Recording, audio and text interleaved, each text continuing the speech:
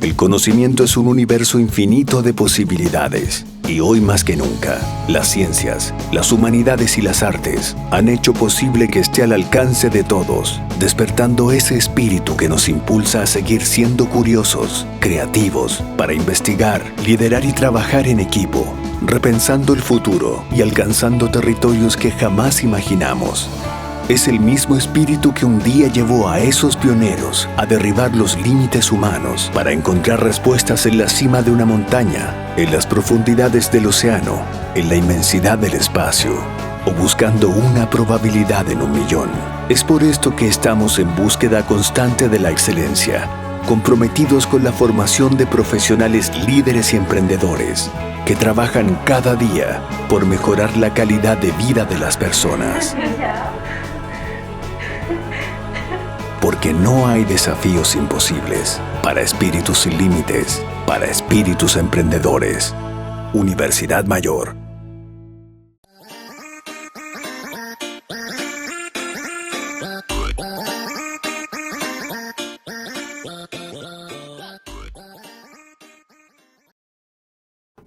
Ahora sí, sí. Ahí sí se escucha, ya. Bueno, como repetía, bienvenidos y bienvenidas a todos.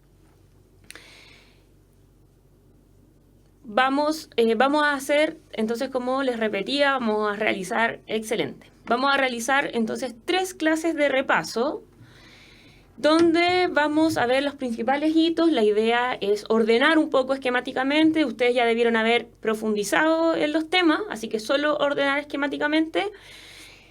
Y vamos a comenzar, por lo tanto, con el repaso de Chile y América en perspectiva histórica, pero lo que quería mostrarles es que antes de esto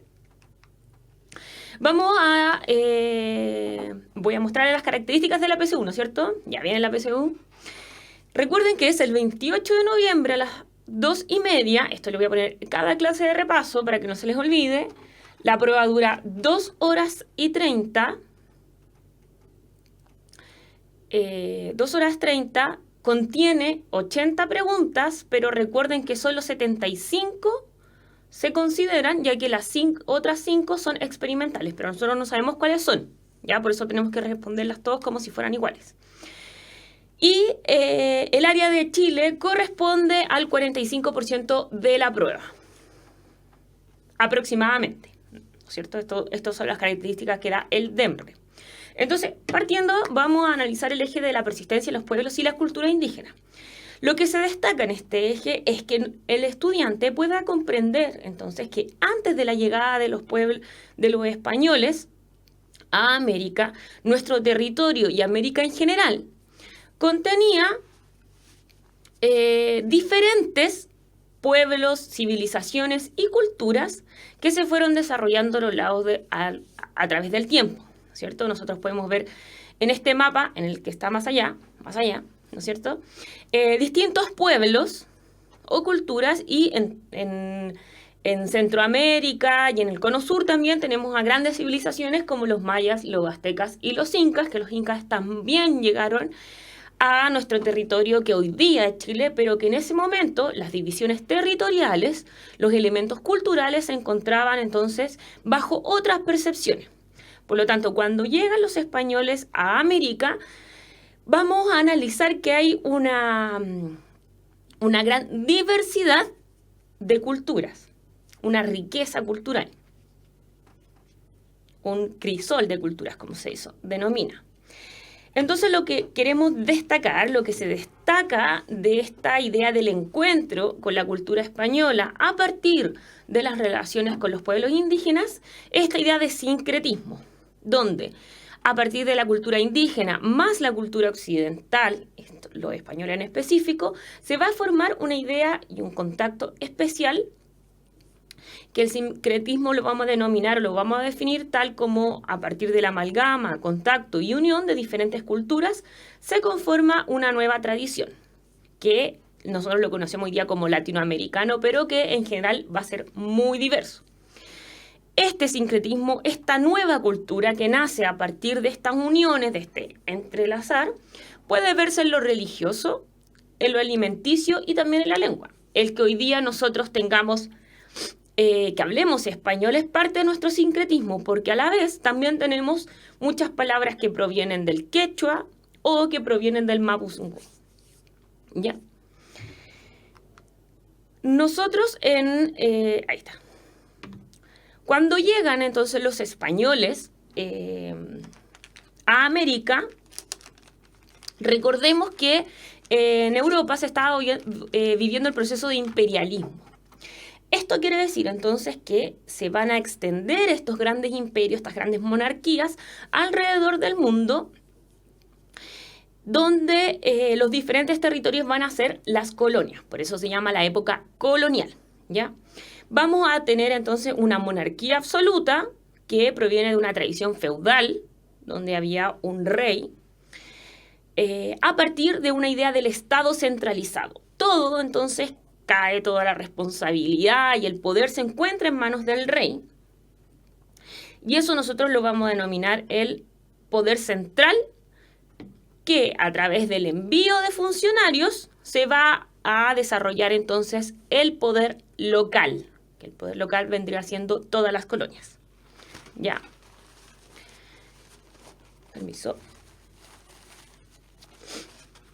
Entonces, algunos de los organismos más importantes durante el proceso de la colonia, recuerden que ustedes tienen que profundizar en todas estas materias, estamos solo realizando un pequeño resumen, es la Casa de Contratación, que se encargaba de los asuntos comerciales, de mantener y regular entonces el monopolio.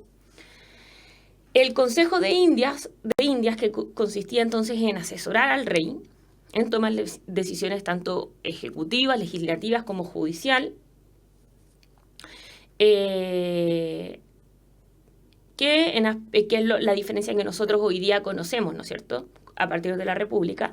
La Real Audiencia, que es el Tribunal Superior de Justicia, y el Cabildo, que es una administración local, ¿no es cierto?, que es una administración a cargo de los vecinos.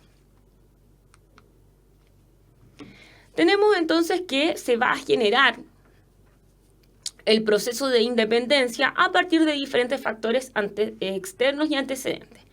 Los más importantes tienen que ser la Revolución Francesa y la independencia de Estados Unidos, que van a promulgar, entonces van a propagar esta idea de la razón, la ilustración y la independencia. El ser humano entonces como un ser capacitado de decir por sí mismo y que por lo tanto va a impulsar a toda esta gran élite y burguesía para poder independizarse de España. A través de la invasión de Napoleón a España, entonces sucede un hecho puntual que va a permitir que se abra una fisura en el sistema para poder desarrollar el proceso de independencia. Y algunos de los factores internos obviamente tienen que ver con la creación de esta identidad nacional que habían desarrollado los criollos y evidentemente el que ellos tenían mayores poderes económicos, pero que no podían tener poderes políticos. A partir del proceso de independencia nosotros vamos a ver elementos de continuidad y cambio, ¿ya? Algunas de las continuidades va a ser la estructura social se va a mantener. Se va a mantener esta gran estructura social, los sectores populares, los sectores individuales, los sectores de élite, ¿ya? Y otro de los elementos de continuidad podríamos analizar que es la dependencia con otro imperialismo, con otro sector imperial u otro Estado. En este sentido, la doctrina Monroe cobra gran relevancia, donde se denomina la América para los americanos, en el cual se establece que Estados Unidos está capacitado para defender a los estados americanos ante cualquier invasión de España. Esto se lee, entonces, históricamente como una doctrina que va a permitir la intervención estadounidense en América Latina. Otro de los elementos que nosotros podemos denominar de cambio tiene que ver con la liberalización de la economía. Ya recuerden que existía un monopolio de la economía entre España y América y que a partir de las ideas de la Ilustración se va a cambiar y se va a se va a ir desarrollando este nuevo paradigma económico. Cuando nosotros hablamos, ya entrando al siglo XIX, desde el inicio del siglo XIX hasta el final, la independencia que se desarrolla en nuestro territorio y tal como conocemos hoy día Chile, tiene que ver con procesos sociales e históricos. Entonces, cuando hablamos de la conformación del territorio, vamos a hablar de que el territorio no está dado per se, ¿no es cierto?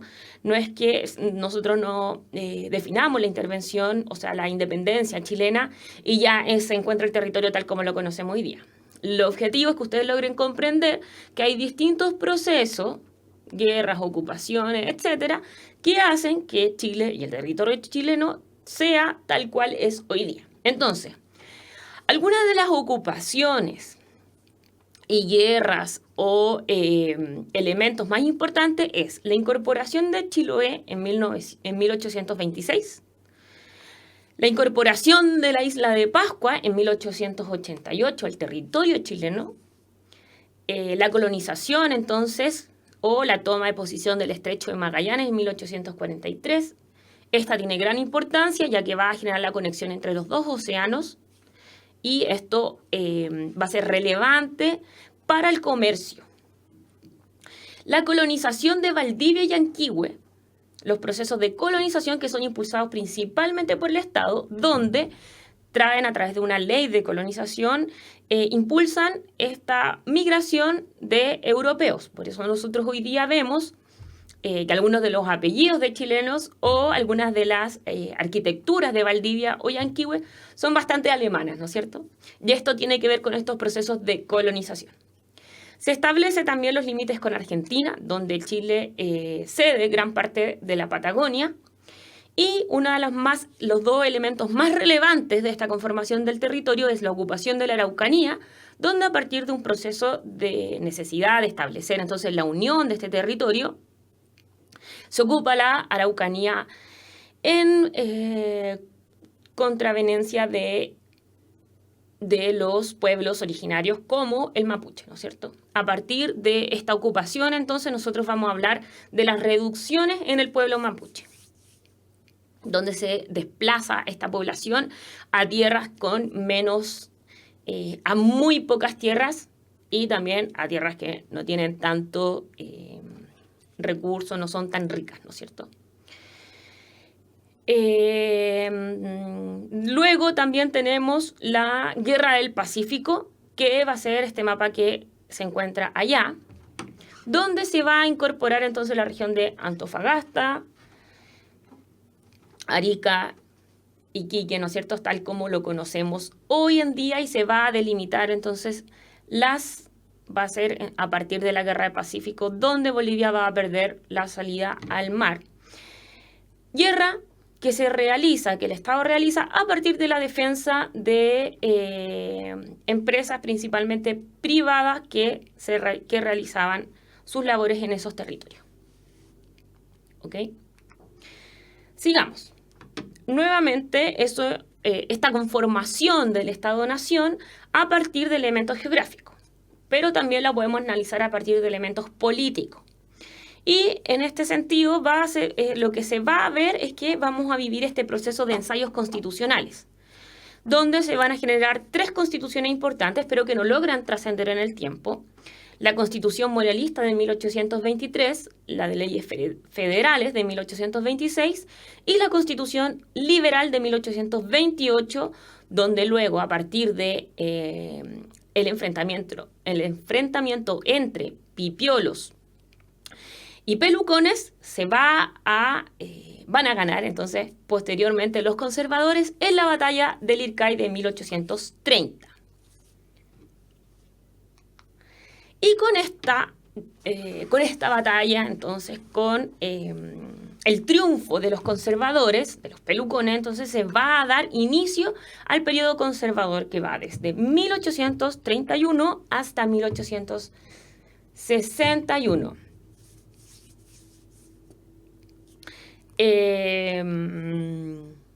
Uno de las figuras más relevantes en este sentido va a ser la figura de Diego Portales, ¿ya?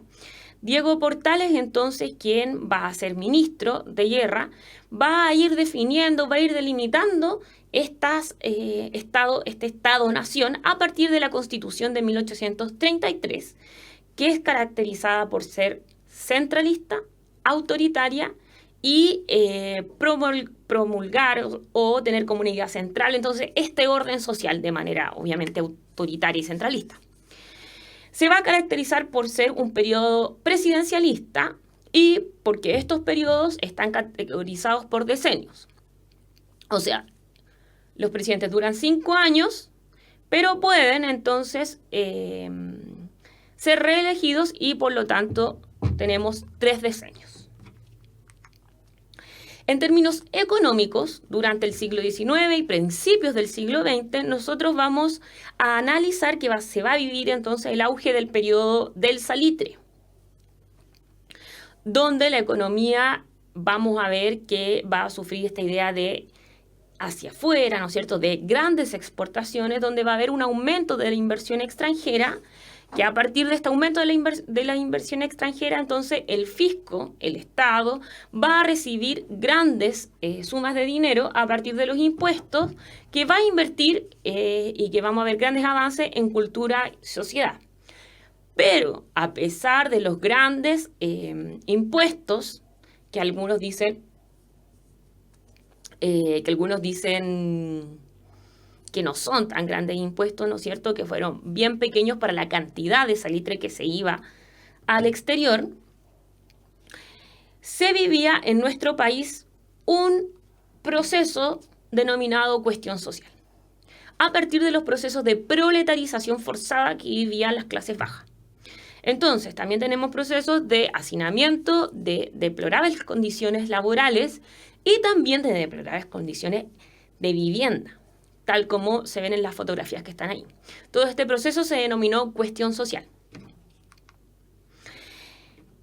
Nosotros también podemos analizar, y les quiero ordenar este sistema, que es los periodos políticos, ¿no es cierto?, que es el periodo conservador, que ya lo mencioné, el periodo liberal, que es de 1861 al 91, el periodo parlamentario, y el periodo presidencialista, que dura hasta el día de hoy, evidentemente con este vacío de la dictadura.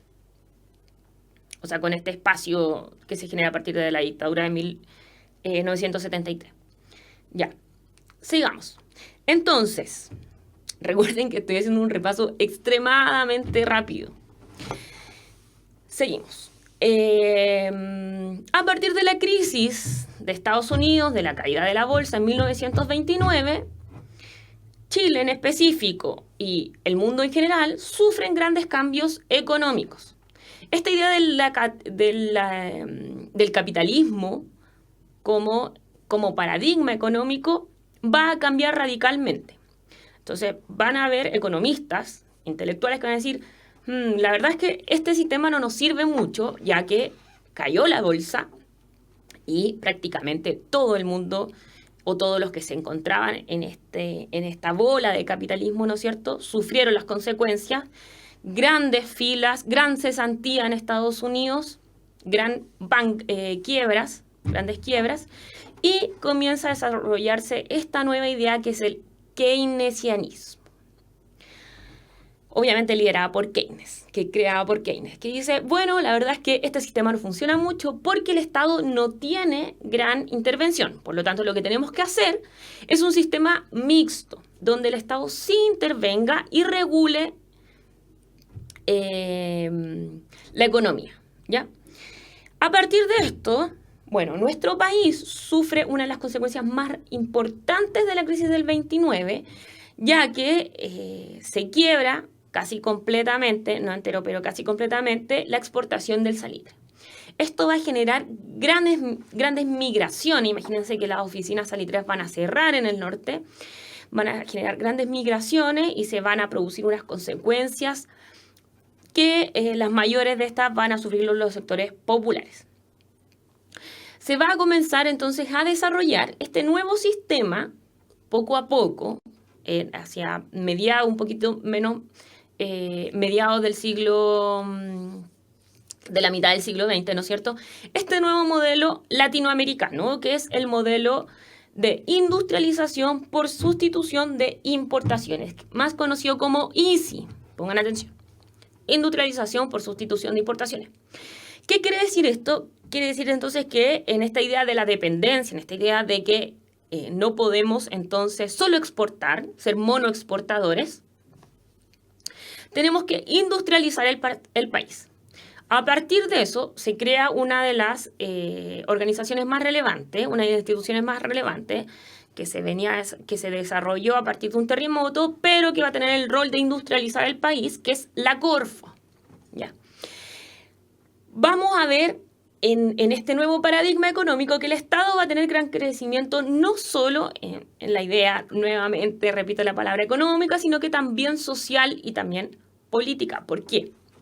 Porque se va a ampliar entonces esta gama de funcionarios públicos, por ejemplo, de industria, donde el propósito va a ser ampliar el Estado, va a ser producir las propias materias primas, materias secundarias, productos que requiere el país y exportar, evidentemente, ¿ya? Y a partir de esto también nosotros podemos ver que en el siglo XX se generan grandes reformas que las vamos a pasar a ver en este proceso. Como les había mencionado, entonces teníamos la creación de la Corfo como una institución relevante en el proceso de industrialización del país, donde se va a desarrollar también la tecnología. Entonces se va a decir, miren, la verdad es que no solo tenemos que industrializar, o sea, ¿cómo industrializamos el país? Bueno, también nosotros necesitamos tecnología y necesitamos profesionales que sepan cómo realizar los diferentes procesos. A partir de esto, entonces, hay todo un Estado que va a operar en función de esta industrialización por sustitución de importaciones. Tenemos también una continuidad en el elemento del ISI, a pesar de que de que estaba en contra, o sea, es bien contradictorio, ¿no es cierto? Se va a mantener la dependencia de Estados Unidos porque va a ser Estados Unidos, una banca de Estados Unidos, entonces, quien le otorgue créditos a nuestro país para poder comprar las industrias necesarias.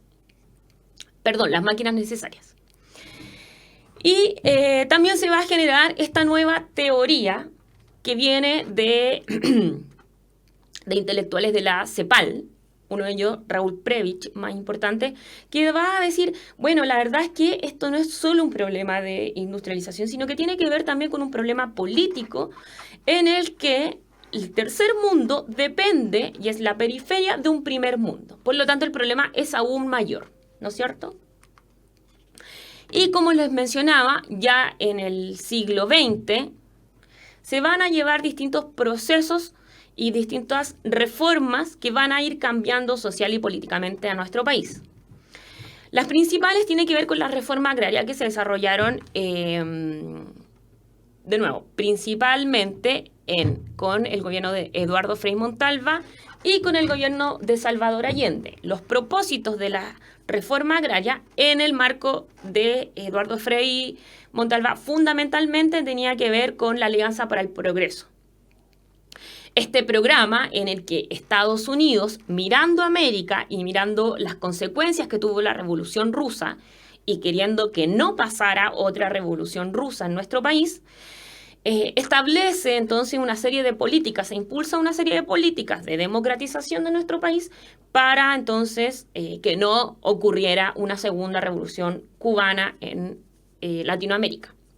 Por lo tanto, la reforma agraria, el proceso que tiene es una doble intención, ¿no es cierto? Una intención de democratizar el campo, de poder, entonces, incluir a sectores que tradicionalmente no habían sido incluidos o que tradicionalmente vivían en condiciones deplorables en nuestro país, en condiciones de dependencia de la hacienda, ¿no es cierto? Y también esta idea de impulsar la economía a partir de la mayor distribución de la tierra. O sea, esta idea bajo la tierra para quien la trabaja. Y obviamente este proceso se intensifica con Salvador Allende. También tenemos las reformas educacionales impulsadas por Eduardo Frei, nuevamente bajo este contexto de la Alianza para el Progreso. Y ahí está la fotografía de Paulo Freire, quien vino a nuestro país para cumplir los objetivos de alfabetización, subir los niveles de alfabetización, principalmente en el campo. En torno a la minería, al cobre específicamente, tenemos también el proceso de chilenización y el proceso de nacionalización. Nuevamente con Eduardo Frei Montalva, el proceso de chilenización es el 50%, la compra de los activos del 50% más 1, y del proceso de nacionalización es la estatización, entonces, de la gran minería del cobre que se realiza con Salvador Allende, con el gobierno de Salvador Allende.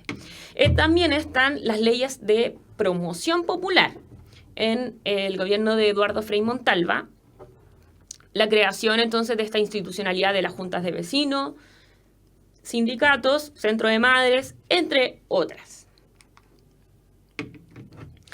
Entramos ya a partir del gobierno de Salvador Allende, en 1973, entonces, cuando se genera el quiebre de la democracia a partir de distintos factores. Por ejemplo, la intervención extranjera en nuestro país, Estados Unidos. Recuerden que estábamos viviendo este contexto de Guerra Fría, de gran polarización, donde Estados Unidos representaba el capitalismo y la URSS representaba entonces el comunismo. Y a partir de estos dos pueblos que se enfrentan, que no viven un enfrentamiento directo, como sí lo fue en las guerras, en la Primera y la Segunda Guerra Mundial, pero se denomina Guerra Fría porque una de las teorías entonces es que estas guerras o estas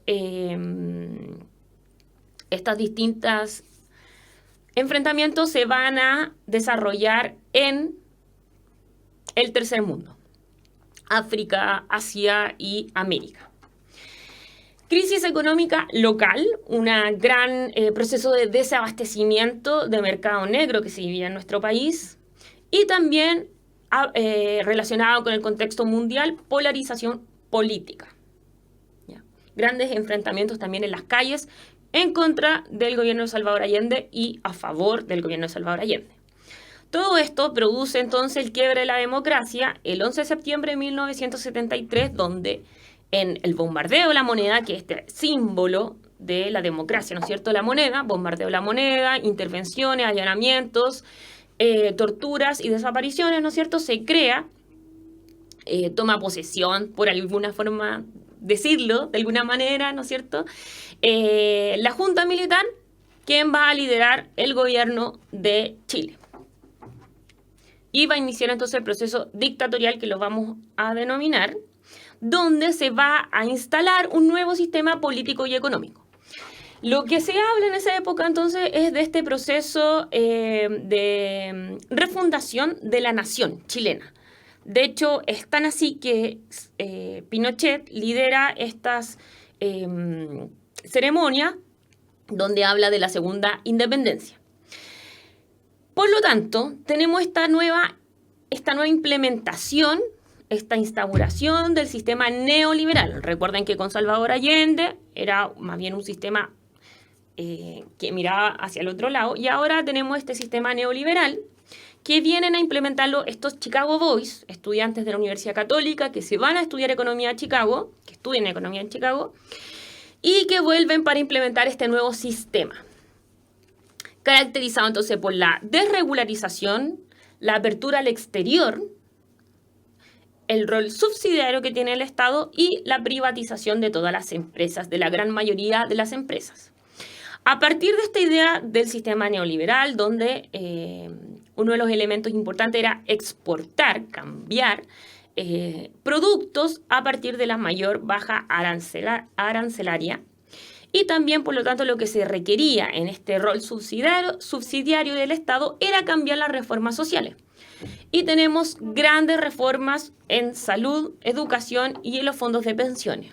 Es donde se crean entonces las AFP, donde se crean en educación los colegios particulares subvencionados, donde se crean las AFP tal como las conocemos hoy en día. Y luego ya tenemos el periodo de transición a la democracia. Recuerden que ustedes tienen que profundizar, entonces yo estoy analizando en este sistema los cambios más relevantes con la Constitución de 1980, ¿no es cierto? Y ustedes tienen que analizar también todos los temas de los derechos humanos que se desarrollaron en este contexto, que tiene que ver principalmente con allanamientos, centros de detención y tortura, las desapariciones, una serie de elementos, ¿no es cierto?, que nos dan a entender que se vivió en esta época en una dictadura donde se ejerció este terrorismo de Estado que se denomina históricamente, ¿ok? Y tenemos el periodo de transición, que es bien mirado internacionalmente en nuestro país. De hecho, ayer en el debate presidencial algo vi donde se mencionó este periodo de transición del plebiscito de 1988, donde a través de votaciones cae la dictadura de Pinochet. Se obtiene la aprobación de que Pinochet pudiera continuar, el 44%, y de que Pinochet no siguiera el 55, casi 56%. Y ahí asume entonces Patricio Aylwin en 1990 como un rol importante en el periodo de transición, quien va a tener el desafío entonces de primero crear uno de los elementos más importantes, que crea la comisión Rettig, que es esta comisión que genera el informe de los detenidos desaparecidos en nuestro país. Eduardo Frei Montalva, luego Ricardo Lagos, Michelle Bachelet, Sebastián Piñera, Michelle Bachelet de nuevo, y ahora no sabemos. No sabemos, vamos a esperar las votaciones, ¿ya? En este proceso de transición o de gobiernos posteriores a la dictadura, vamos a analizar entonces que se va a continuar con el modelo económico neoliberal, va a haber un crecimiento económico, pero se va a poder regular la inflación a partir, igual van a haber algunas crisis, ¿no es cierto? Estas crisis más importantes que nosotros analizamos, que es la crisis asiática. Se va a reducir la pobreza y la brecha social, pero quedan como desafíos, se va a reducir la pobreza, la línea de la pobreza, ¿no es cierto? Pero queda como desafío relevante en esta época la brecha social. Esta gran desigualdad que existe entre los más ricos de nuestro país y los más pobres, que es uno de los países latinoamericanos que más desigualdad tiene.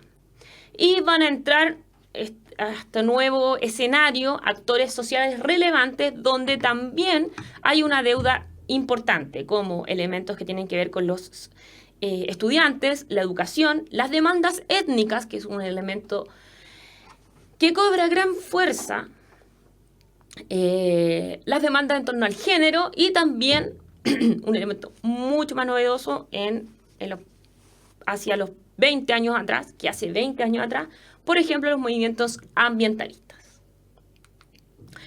Y para finalizar este proceso de línea de Chile, nosotros tenemos que ver que las transformaciones del espacio geográfico durante el siglo XX han dependido directamente de los paradigmas económicos de nuestro país. Entonces, cuando se vive el auge salitrero, vamos a analizar de que hay un establecimiento y todo un funcionamiento alrededor de este auge salitrero. Recuerden que están las oficinas, donde hay una distribución específica, la pulpería, las casas del obrero, etc.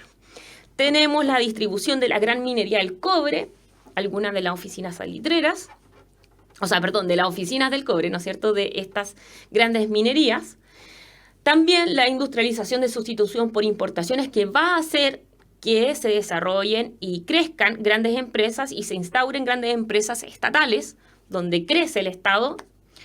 Y este cambio geográfico de la apertura económica donde va a potenciar, por ejemplo, la realización de aeropuertos, de caminos, de conexiones, los corredores bioceánicos, que los vamos a ver en el próximo repaso, etc. Entonces, las transformaciones del espacio geográfico se van a ir relacionando con estos paradigmas del siglo XX, de la economía del siglo XX. Y con esto hemos terminado rauda y velozmente el repaso de historia de toda la materia que entra en PSU de Chile, de la línea de Chile. Ya. Ahora vamos a pasar a algunos ejercicios. La primera pregunta dice: luego de la independencia, Chile comenzó a organizarse de acuerdo a una política económica de corte liberal. Sin embargo, situaciones como las estrecheces del erario nacional y la persistencia de prácticas heredadas de la colonia explican la mantención de medidas económicas que contradecían la práctica liberal, lo que queda en evidencia a través de 1. La abolición de la esclavitud. 2. El remate del estanco del tabaco por la Compañía de Portales y SEA. 3. El decreto de libertad de comercio con las naciones aliadas. A, solo 1, B, solo 2, C, solo 3, D, solo 1 y 2 y E, solo 1, 2 y 3. Entonces, recuerden que me imagino que ya deberían haber visto esta pregunta. Y la respuesta correcta, por lo tanto, es la B. ¿Por qué? Porque recuerden entonces lo que se menciona arriba es que en la independencia, pues luego de la independencia, se genera esta nueva política de corte liberal, ¿ya? En contraveniencia con el monopolio. Por lo tanto, lo que es complicada la pregunta. Por eso la coloqué, porque yo también la encontré media complicada. Me parece que es una pregunta bien enredosa. Entonces, lo que dice ahí es que, sin embargo, o sea, a pesar de que esta política de corte liberal era la que primaba, sin embargo, a partir de la situación, de distintas situaciones, ¿no es cierto?, se van a mantener algunas prácticas que provienen de la colonia, ¿ya? Lo que queda en evidencia, o sea, ¿qué cosa a mí me hace pensar que no es de corte liberal? Primero, ¿la abolición de la esclavitud? No, porque la abolición de la esclavitud se abole en 1823. Y recuerden que la abolición de la esclavitud se relaciona directamente con esta economía más liberal. ¿Ya? La idea que promueve, una de las ideas económicas que promueve la abolición de la esclavitud, tiene que ver entonces con la creación entonces de este proletariado. Segundo, el remate del estanco del tabaco por la Compañía de Portales y SEA. Recuerden que el estanco del tabaco nosotros vamos a enumerar este monopolio. Entonces, tenemos al tiro que esta puede ser. Porque a partir de la deuda que mantenía Chile con el proceso de independencia, se le da el estanco del tabaco a la Compañía Portales y SEA a cambio de que pague esta deuda, elemento que no ocurrió. Y el tercero, el decreto de libertad de comercio con naciones aliadas, que se genera esta libertad de comercio, este decreto, en la primera junta de gobierno. Por lo tanto, la respuesta correcta es la B. Seguimos. Entre 1880 y 1920 se extendió en Chile un periodo que la historiografía ha denominado como República Salitrera. Dado el alto nivel de vinculación existente entre ese sector de la economía y los más variados aspectos de la vida nacional, en paralelo al mayor ingreso estatal por concepto de impuesto a la exportación de nitrato, se fueron eliminando la mayor parte de los impuestos directos sobre las personas, lo que, entre otros factores, generó a. El reforzamiento del poder y las atribuciones presidenciales. 2. La disminución de la capacidad estatal para desarrollar obras públicas. C. El desplazamiento de la élite de su participación en los gobiernos. D. Una paulatina restricción a la inversión de capitales extranjeros. Y E, una acentuación de los rasgos plutocráticos y oligárquicos de la élite. Bueno, vamos a ver, la alternativa correcta es la E. Recuerden entonces lo que ustedes tienen que realizar, yo les digo un esquema en general, es tratar de unir las piezas en los distintos momentos en que en este mismo periodo de auge salitrero se vive. Recuerden, en 1891 nosotros tenemos la Guerra Civil, donde muere Balmaceda, y comienza este periodo parlamentario, caracterizado este periodo parlamentario por ser un gobierno oligárquico. La plutocracia entonces tiene que ver con este tipo de gobierno donde solo gobiernan algunos que generalmente detentan el poder económico y que al estar en el gobierno también tienen el poder político, ¿ya? Entonces, ustedes tienen que ir analizando estos procesos. Tenemos el orden económico, el orden político y también tenemos lo que ocurría con lo social. También las marchas, las protestas, la cuestión social, etc. Por lo tanto, no puede ser la A porque de atribuciones presidenciales, no, ya que estábamos viviendo el periodo parlamentarista no presidencial. B, la disminución de la capacidad estatal para desarrollar obras públicas. No hay una disminución de la capacidad estatal, de hecho a partir de eso se impulsan ciertos desarrollos de obras públicas, pero siempre ligado a este mayor beneficio de la oligarquía. C, el desplazamiento de la élite para su participación en los gobiernos, al contrario, es parte del gobierno, ¿no es cierto? Entonces, miren, la C es excluyente en sí misma con la E. Ahí también tengo un elemento importante a destacar. D, una paulatina restricción a la inversión de capitales extranjeros. Recuerden que las empresas salitreras son principalmente de capitales extranjeros y algunas entre extranjeros y nacionales. Ya, de hecho, recuerden el rey del salitre, que es un inglés. Por lo tanto, es importante destacar la inversión extranjera en esta época. Seguimos. A pesar de los logros alcanzados por el proyecto industrializador implementado en Chile, desde fines de la década de 1930, a la larga, este se encontró con obstáculos que frenaron su potencial. De las siguientes afirmaciones, ¿cuál corresponde a uno de los obstáculos? A, la ausencia de organismos estatales que promovieran el desarrollo de actividades manufactureras.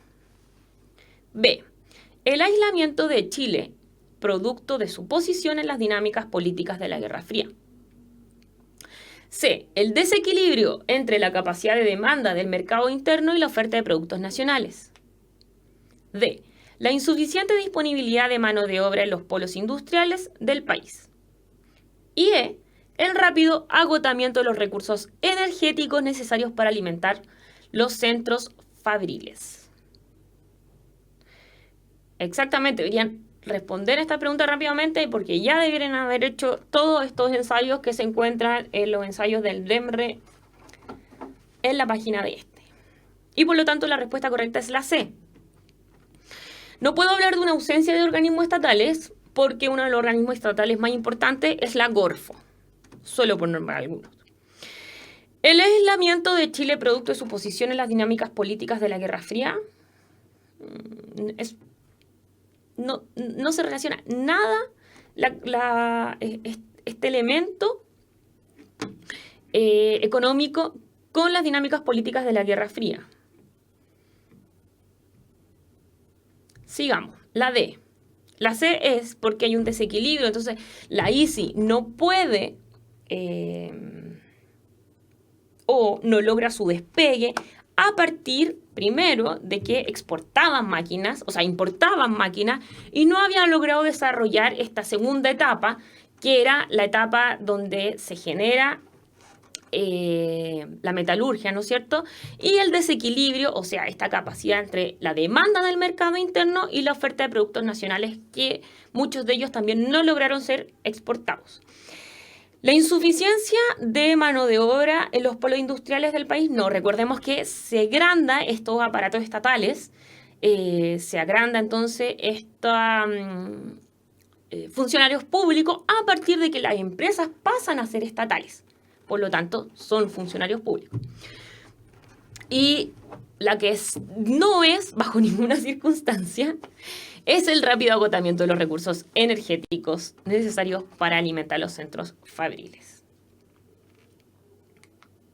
Y pasamos a la pregunta de desafío de la Universidad Mayor. ¿Qué dice? Comillas. Los años de la Unidad Popular constituyen en la historia social y política de Chile. Sin lugar a dudas, los más críticos desde el punto de vista del conflicto social, pero al mismo tiempo los más activos, creativos y democráticos desde el punto de vista de la experiencia y el protagonismo histórico alcanzado por los sectores populares, tanto de la ciudad como del campo. Es decir, campo. Mario Garcés, Construyendo las Poblaciones, en Julio Pinto, Cuando hicimos Historia de la Experiencia de la Unidad Popular 2005. La interpretación histórica citada se basa en distintos aspectos del periodo de la Unidad Popular. ¿Cuáles de dichos aspectos corresponde mencionar? 1. La crisis económica expresada en el desabastecimiento, la inflación y el mercado negro. 2. La activa movilización social de pobladores, obreros y campesinos en procura de mejorar su desmedrada situación. 3.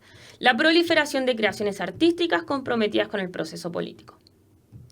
A. Solo 2. B. Solo 1 y 2. C. Solo 1 y 3. D. Solo 2 y 3. Y E. 1, 2 y 3. A ver, veamos. Entonces, lo que... la respuesta correcta es la E. ¿Por qué? A partir de los conocimientos anteriores y del texto, nosotros tenemos 3 elementos fundamentales. Cuando dice, sin lugar a dudas, los más críticos desde el punto de vista del conflicto social. ¿Ya? Ahí yo me voy a referir directamente con estos elementos de la crisis socioeconómica. Ojo con esa palabra. Socioeconómica expresada en el desabastecimiento, la inflación y el mercado negro. Tenemos...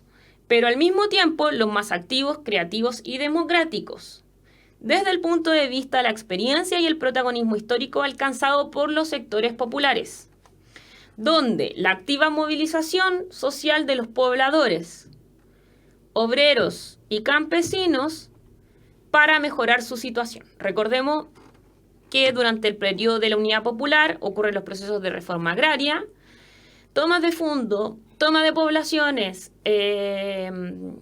donde, por ejemplo, lo que ocurre es que a partir de las paralizaciones de la derecha, van a ser los propios trabajadores que se van a tomar la fábrica y van a poder trabajar. Van a trabajar en función de responder a este proceso económico y social que vivía el país. ¿Ya? Y por último, la proliferación de creaciones artísticas comprometidas con el proceso político. Bueno, recordemos, por ejemplo, la nueva canción chilena, donde estaba el grupo Quilapayún, Víctor Jara también, está Rolando Álvarez. Perdón, no es Rolando Álvarez. Ay, se me fue el nombre. Pero no es ese, perdón. Y, bueno, en fin. Y también tenemos estos elementos culturales en los murales. Por ejemplo, la Brigada Ramona Parra, gran relevancia en términos artísticos. Esta idea de los colores, ¿no es cierto?, de los afiches con muchos colores también va a hablar de esta proliferación de creaciones artísticas que van a estar directamente relacionadas con este proceso y esta idea de compromiso político. Y con eso damos término a la pregunta de desafío de la Universidad Mayor. Preguntas, dudas pequeñas, por favor, nos queda poco tiempo, no puedo responder todas las preguntas, pero alguna puntual que me quieran realizar. Recuerden que hay muchas páginas que pueden visitar para resolver las dudas. Eso, ahí me corrigieron, Rolando Alarcón, ese era. Yo sabía que me había equivocado en el apellido. Ahí dice la primera pregunta o la primera de esta. ¿Qué cosa? Ya. Primero vamos a hablar de la doctrina Monroe. Recuerden que un elemento de continuidad viene a ser esta dependencia. La doctrina Monroe es esta doctrina que se gesta en Estados Unidos, ¿no es cierto?, que habla de que cualquier intervención extranjera, vean bien el cómic, habla mucho, los dibujos hablan mucho de las relaciones. De esta intervención extranjera, entonces, que Estados Unidos va a verlo como una amenaza y va a defender este territorio americano. Ahora, esto es leído como una excusa para que Estados Unidos entre a América e intervenga en distintas políticas y en distintos países, elemento que ocurrió. Me preguntan Keynes, ¿en qué influye en Chile? Bueno, influye en que esta nueva percepción de la economía cambie radicalmente, ¿ya? Influye en que Chile vive una crisis relevante a partir de 1929 y por lo tanto, como se va a ver en todo el mundo, esta nueva percepción, esta nueva mirada donde el Estado tiene que tener un nuevo rol relevante, se va a gestar esta nueva forma de realizar economía. Recuerden que las reformas borbónicas, en términos, uno de los elementos que más destaca la reforma borbónica o porque más se recuerdan, por ejemplo, la expulsión de los jesuitas y también esta nueva capacidad de que ya no solo se va a poder comercializar con un puerto de España, sino que con otros puertos de España para poder controlar el contrabando que existía dentro de otras reformas políticas que se realizaron, ¿cierto? Se va a generar entonces otra división político-administrativa. Sí, hay videos de los procesos políticos y económicos de Chile de casi de todo, ¿ya? Uno de los elementos que explica muy bien la historia es esta serie que se realizó en TVN hace algunos años atrás que se llama Algo habrán hecho. También es importante. E incluso ustedes pueden estar haciendo otra cosa y estar escuchando esta serie. Respecto a la misión Klein-Sachs, recuerden que es la intervención que realiza, esta lectura que realiza Estados Unidos también, a partir de que no estaba funcionando los procesos de el modelo EASY, donde entonces llama a reducir el gasto social. La misión Kemmerer no me acuerdo muy bien. Les mentiría si les dijera algo. Pero busquen. Yo no alcanzo a buscar ahora, pero busquen. Son procesos... A ver, me preguntan cómo se quebró la bolsa. La verdad es que son procesos económicos muy, muy complejos, pero que tiene que ver con... tiene que ver con esta característica en donde hay conflictos limítrofes. No, espérense. Están poniendo... Espérense, me estoy enredando. ¿Entran los conflictos limítrofes? Sí, entran estos conflictos a partir de... Ay, ¿dónde está? Estos son los conflictos que existieron. Me preguntan por qué hubo tantos presidentes a principios del siglo XX. Pinochet, bueno, vale. Bueno, se llega a esta crisis, una de las lecturas que se llega a la crisis económica, una de las lecturas que se llega a la crisis económica es por la gran dependencia en todos los aspectos financieros. Esto quiere decir, entonces, que si hay un quiebre de una baja de algún sistema financiero, aunque sea pequeño, va a repercutir en los otros. Por eso yo les decía que tiene que ver con esta intervención financiera, donde hay prácticamente... no hay un respaldo económico, ¿no es cierto? Y todo es en base a la especulación. Es uno de los elementos relevantes para la crisis del 21, la especulación que se gestaba. Y como se había desarrollado una especulación que no era controlada por el Estado, cae entonces la bolsa en 1929. El anexo de Isla de Pascua es bien complejo porque se llega a un acuerdo. Se supone que entonces el rey de Isla de Pascua se llega a un acuerdo en el que se le cede entonces este territorio a Chile en la época de Balmaceda, donde tiene gran importancia Policarpo, ¿no es cierto?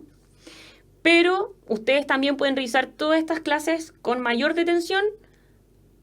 Las clases que realicé que están online, ahí todas tienen su título. Recuerden, entonces, conformación del territorio, todas estas que tienen que ver con historia de Chile son las primeras 10 clases, 15 clases, algo así. Bueno, con esto entonces doy por terminada esta clase de repaso. La próxima semana vamos a hacer el repaso en torno a la historia del mundo en perspectiva histórica. Así que eso, revisen las clases online, donde yo detallo o entro con mayor detención en ciertos aspectos que ustedes están preguntando. Y por lo demás, pueden seguir viendo entonces Memoria Chilena, pueden seguir viendo las series que salieron, como algo habrán hecho, y ya tienen distintas páginas en su... distintas páginas por las que pueden estudiar.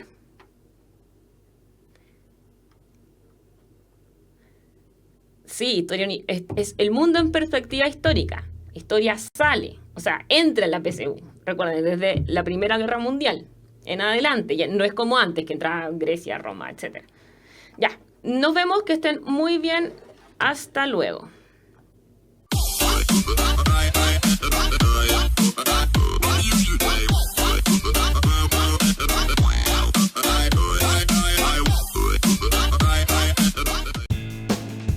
El conocimiento es un universo infinito de posibilidades. Y hoy más que nunca, las ciencias, las humanidades y las artes han hecho posible que esté al alcance de todos, despertando ese espíritu que nos impulsa a seguir siendo curiosos, creativos, para investigar, liderar y trabajar en equipo, repensando el futuro y alcanzando territorios que jamás imaginamos.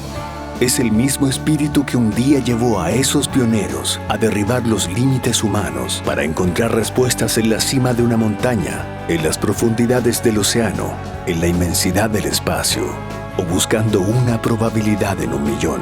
Es por esto que estamos en búsqueda constante de la excelencia, comprometidos con la formación de profesionales líderes y emprendedores que trabajan cada día por mejorar la calidad de vida de las personas. Porque no hay desafíos imposibles para espíritus sin límites, para espíritus emprendedores. Universidad Mayor.